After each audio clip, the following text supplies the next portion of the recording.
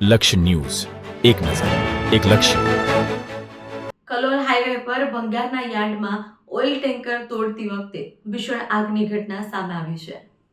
કલોલના highway ઉપર ઓસવાજ bridge પાસે આવેલા ભંગાર યાર્ડમાં ઓઇલ ટેન્કર તોડતી વખતે અચાનક આગ ભભૂકી ઉઠતા અફરાતફરી મચી ગઈ. ઘટનાના પગલે આકાશમાં કાળા ધુમાડાથી છવાઈ ગયું હતું. દૂર દૂર સુધી ધુમાડાના ગોટાળા દેખાયા. સૂત્રો જણાવ્યા અનુસાર ભંગારમાં આવેલા ઓઇલની ટાંકી અને અન્ય લોખંડના સામાનને ગેસ કટર વડે કાપવાનું કામ ચાલી રહ્યું હતું. આ દરમિયાન એકાએક ટાંકીમાં રહેલા જ્વલનશીલ અવશેષોના કારણે આગ ભભૂકી ઉઠી.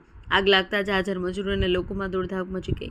ઘટનાની જાણ થતાં નગરપાલિકા સહિત ફાયર બ્રિગેડની ટીમ તાત્કાલિક સ્થળ પર દોડી આવી ફાયર જવાનો દ્વારા સતત પાણીનો મારો ચલાવી ભારે જહેમત બાદ આગ પર કાબૂ મેળવવામાં આવ્યો.